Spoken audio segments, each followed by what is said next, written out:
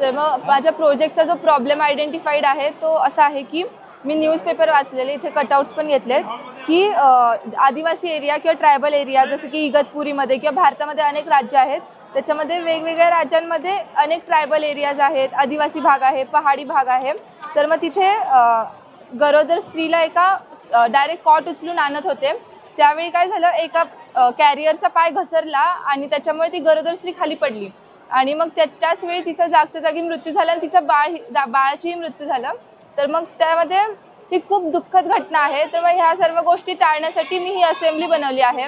तर मग मार्केटमधल्या स्ट्रेचरपेक्षा मी बनवलेली असेंब्ली आहे त्याच्यामध्ये काय फरक आहे, तर मग इथे सगळ्यात पहिला पॉईंट असा आहे की आपण शाळेची बॅग कशी खांद्यावरती अडकवतो, सेम तशीच इकडे मी 2 स्ट्रिप्स बनवल्या आहेत. ही एक स्ट्रिप आहे आणि इकडे खाली एक स्ट्रिप आहे आणि इकडे होल्डर्स लावलेत. या हुकमध्ये असे इन्सर्ट करायचे असतात ह्या स्ट्रिप्स आणि खांद्यावरती अडकवायच्या असतात. इथे तुम्ही बघू शकता, तर बॅनरवरती मी दाखवलेले आहेत. इथे 2 व्यक्ती लागतात. तर इथे फक्त 2 व्यक्ती वापरतो, पण आधीची जी लोकल मेथड आहे त्याच्यामध्ये डायरेक्ट कॉट उचलतात. त्याच्यामध्ये 4-5 लोक वापरले जातात आणि त्याच्यामध्ये लोड पण अनइवन डिस्ट्रीब्यूट होतं, म्हणजे एकाच खांद्यावरती लोड डिस्ट्रीब्यूट होतं. पण इथे मी बनवलेल्या असेंब्लीमध्ये दोन्ही खांद्यावरती लोड डिस्ट्रीब्यूट होतं आरामात. आणि त्यासोबत इकडे खाली एक मी मिडल ब्रॅकेट सपोर्टिंगसाठी बनवला आहे, इकडे तुम्ही बघू शकता. हां, तर मग ह्या ब्रॅकेटमध्ये काय होतं, लोड डिस्ट्रीब्यूट होतं मध्ये.